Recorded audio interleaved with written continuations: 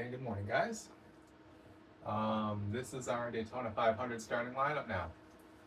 Um, a little off base from what I had predicted. The duels were a little out of whack, even by the standards we're used to. But we're going to go through the starting lineup and kind of see how things ended up shaking out and what we expect to see later today. The front row is unchanged. Kyle Busch and Chase Briscoe made it through their duels in one piece. Kyle pulled the ripcord right before the mayhem started in duel one, and Briscoe did more or less the same in duel number two. So that's still going to be your starting line, starting front row. Both of them have very fast cars. They didn't really have the pace to win the duels, it didn't seem like.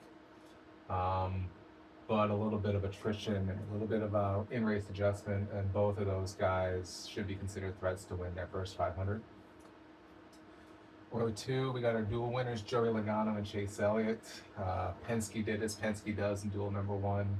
Logano and Blaney more or less controlled the race once the RFK guys lost control.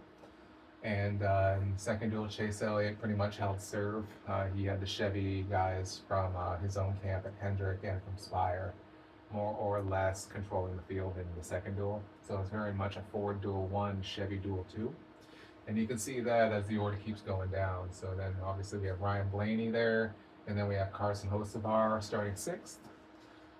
Blaney is going to be, again, a threat to win. I think he's been one of the favorites the last couple years, and it's still, in my opinion, the best restrictor plate racer in the field that does not have a 500 trophy currently. Carson Hocevar, he has had a weird couple of days. I don't know if anyone's been involved in more cautions between the truck and the O'Reilly Series races than him. If he can put it together, he's going to be a contender for victory, but he could very easily be that first caution and be fighting from 3 laps down all night. Austin Dillon, he had a pretty good run in the duels too. He was pretty much the only Chevy working up there once Kyle pulled the cord on it. And he did a great account of himself. He has a beautiful looking car, throwing back to the 2003 Kevin Harvick schemes. He's won the 500 before. There's no reason he can't win it again. RCR isn't top tier everywhere, but they're certainly up there on the restrictor plates. And beside him is Kyle Larson, who has really improved as a restrictor plate racer, which is kind of terrifying considering how good he is everywhere else. This was kind of the one place you could guarantee you weren't going to see him up front, and that is no longer the case. Next up is Brad Keselowski. He has to be pretty gutted with how his duel went. It was Ryan Preece, Chris Buescher, Corey LaJoie, Brad Keselowski in the top 4 on the bottom lane. That entire race, it felt like. And then it all fell apart. Buescher ended up in a wreck, and then Preece fell apart on pit road, and then on that final lap, it was Corey LaJoie putting in a wall. And we went from 4 RFK guys in the Daytona 500 to 3. And it feels like that's been not uncommon for RFK in these restrictor plate races. They do so well throughout it all, and then they lose it at the end. That being said, Brad starting P9 with a broken leg, not too shabby. Better than I think most of us would have done. He does have David Reagan on standby for this race. 500 miles on a broken leg, I have to imagine it's going to be a lot. You can't count Brad out at restrictor plates, though. He's always there at the end if he isn't taken out before it. Similarly, number 10, starting 10th, is the 71, Michael McDowell, another former Daytona 500 winner. And he is there in line with his Chevy teammates there, with the Hendrick guys and his Spire teammate up there. I wouldn't be surprised if McDowell's running up front all race long. He's going to probably be leading some laps, and he is going to be a contender for the win if he can make it to the end there. 11, John Hunter Nemechek. I thought John Hunter made an excellent account for himself in the duels. He was regularly the only Toyota working up there with the Fords. He pretty much was on the island unto himself, and he came out of that with a good finish and a good starting spot. I believe, outside of Briscoe, he's going to be the highest starting Toyota in this field. and he's shown himself to be a pretty solid restrictor plate racer. So I wouldn't be surprised to see John Hunter stay up at the front. He is very aggressive, so that can come back to bite him. But he was a couple 100 yards away from winning the truck race, and he's going to be up there for the 500 as well. Next to him is Christopher Bell. It's weird. Toyota really hasn't shown much in these didn't show much in these duels. Bubba Wallace got to the lead a little bit in duel number 1, but outside of that, it was kind of a quiet night for them.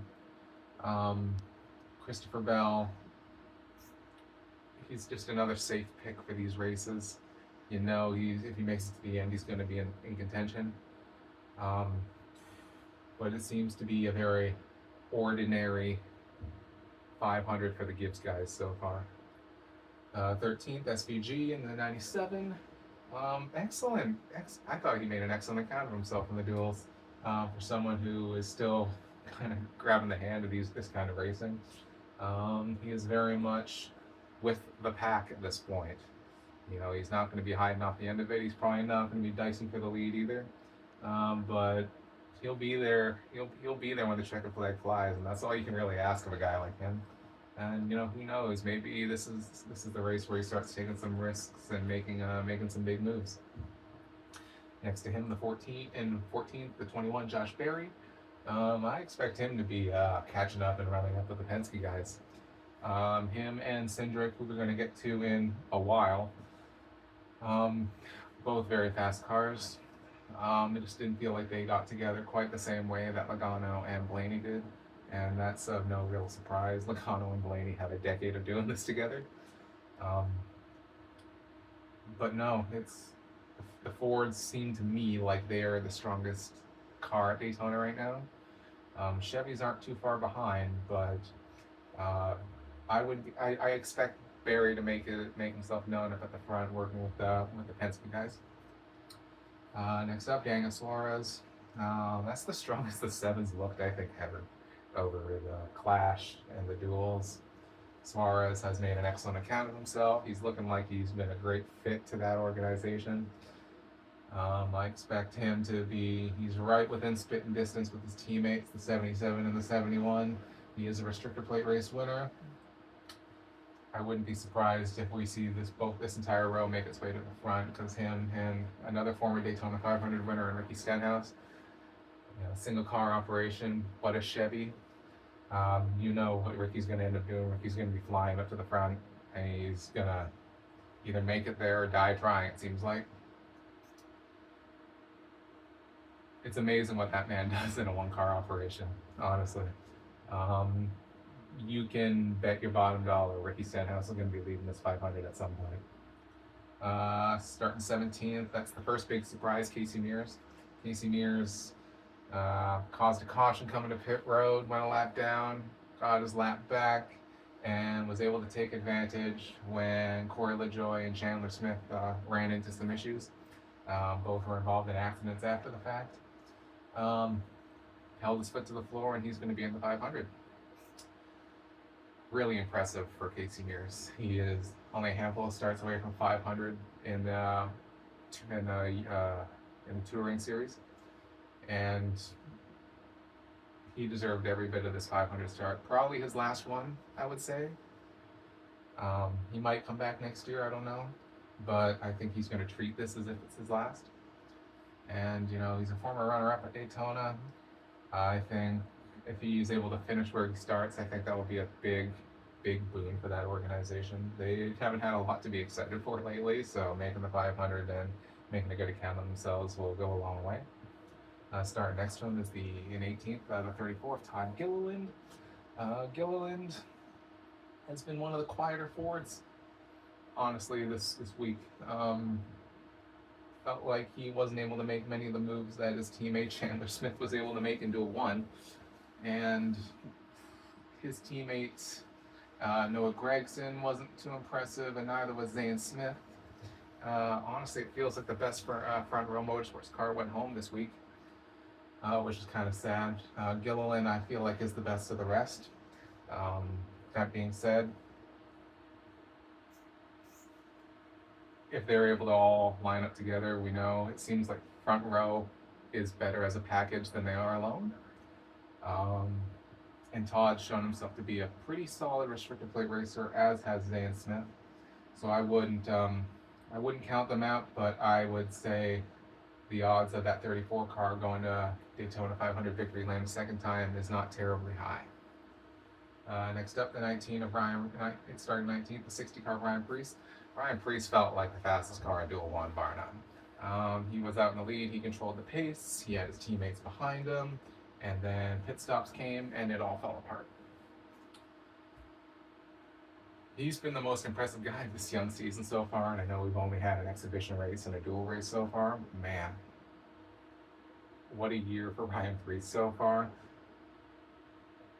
I want so badly to pick him to win the 500, and I'm gonna do the rest of this video trying to talk myself out of it. But if him and his teammates can get locked up together and get things sorted out and hold tight, I wouldn't be surprised. I fully expect all three RFK cars to be leading this race at some point, and I expect there to be points in that race where everyone's wondering how they can beat them. Next up, in the 54 car, starting 20th, Ty Gibbs. Like I said earlier, Toyota guys have been pretty quiet so far this weekend. Gibbs is going to be starting right in front of his teammate Denny Hamlin in what is honestly a Toyota row. It's crazy that he doesn't have his first win yet, and now it's starting to feel like it's just the safe bet to pick against him.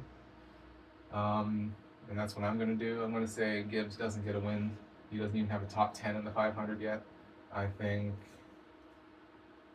Ty needs to bring this thing home in one piece, first and foremost.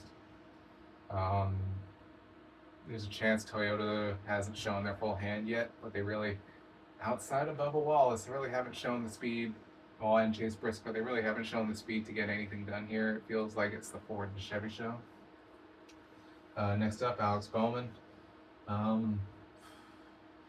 He has shown some pace, but he does feel more often than he usually does like the fourth Hendrick car. He wasn't really up there contending. Granted, he was the only one in this duel. He was kind of on an island unto himself in duel number 1. But he does have a pretty strong track record of getting to the end of these races in contention. He just hasn't found a way to really finish them off. He's one of the better drivers in the field that doesn't have a restrictor plate race win under his belt. I can't imagine that changing today. It feels like we know what we got with William Byron. Chase Elliott's a dual winner. Larson's improving every time he comes to the restrictor plate tracks. It does feel very much like Alex Bowman is 4 of 4 here. Next up, Denny Hamlin, starting 22nd, looking for his 4th Daytona 500 win. Denny's playing with house money. He has nothing else to lose. He's going for it. I do feel like this might be a hill a little too steep for him to climb.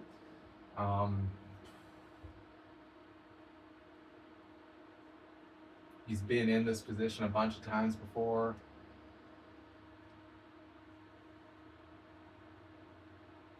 I do expect him to be running at the front at some point, but Denny has been a victim of some questionable strategy calls when it comes to the restrictor plate races lately. I would expect a top 10 and not much more from him. He really just hasn't shown it in the next gen era at the super speedways. Next up, Cole Custer.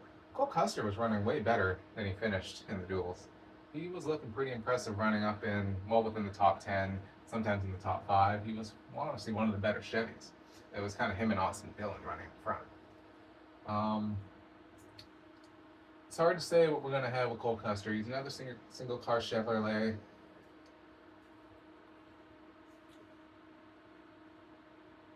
What can you say? You always have a chance, I suppose, right? Starting 24th, the 43 of Eric Jones. I expect him and his teammate John Hunter to be ripping it right to the front. They're both shown to be very good restrictor plate racers. Eric Jones has won on the restrictor plates before. He's won at Daytona before. That 43 car always shows out at Daytona. I don't know what it is about it, but I expect him to be running at the front. Starting 25th, Noah Gregson. He moved up. He started last in that duel. Um, if he can get up with his FRM teammates, I wouldn't be surprised to see them make a run. The FRM guys always do better when they're teamed up. Next to him is Tyler Reddick. All the 2311 guys are starting right around each other. Kind of wild how that works. We got Reddick, Bubba, Riley, Pine. They'll make something happen. I know the Toyotas haven't shown much, but I expect them to make something happen in there. Zane Smith. Copy paste what I said about Todd Gilliland and Noah Gregson. The FRM cars, if they get together, they're going to make some moves. Jimmy Johnson. I expect Jimmy Johnson to ride in the back and wait for everyone to crash in front of him just like last year. I would be terribly surprised if it happens again this year too. 32nd, Connor Zilich. He's going to spend the first half of that race, I think, just waiting. Trying to get some laps in, trying to get some experience. That will be his goal. Cody Ware. I don't know how that man gets top 10s here. He always finds a way to do it. Same with Ty Dillon. I don't think the expectation is going to be terribly high for Ty Dillon, but you never know what he'll be able to do. He has his teammate AJ Allmendinger right there, so it's hard to say. Austin Cindric starting 36th. Didn't have the best of duels, but I expect him to be making his way up to the front with his Penske teammates. Ross Chastain starting 37th. Ross always makes his way to the front. I don't know how he does it, but he always makes his way to the front. He'll be a contender to win this race. BJ McLeod starting 38th. He's in this race because Anthony Alfredo failed tech. Playing with house money. What are you going to do? Starting 39th, and William Byron. He wrecked in duel number 1. Two-time defending winner. You know he's going to make his way to the front. Starting 40th, the 40 Justin Allgaier. Got a top 10 last year for Junior Motorsports. I expect him to be up there fighting for it again. 41, starting 41st, Chris Buescher in the 17. Like I said earlier, those RFK guys, they're going to be running towards the front. I don't know if he went to a backup car or not. I have to imagine he did. Doesn't matter. The RFK cars are going to be so fast. Whether they finish up there or not, it's irrelevant. He's going to be up there at some point. And the DNQs, Corey LaJoie, Anthony Alfredo, Chandler Smith, and JJ Ailey. Honestly, Chandler Smith was giving Corey LaJoie a run for his money for that final transfer spot in duel number 1. And it's a shame that neither of them got it. They both deserved it. That being said, we're going to see something magical out of Casey Mears. Anthony Alfredo, it's a shame that he got that disqualification. He rode his heart out to make it into that race. JJ Ailey just did not have the speed, unfortunately. My pick to win the Daytona 500 this year, Ryan Blaney.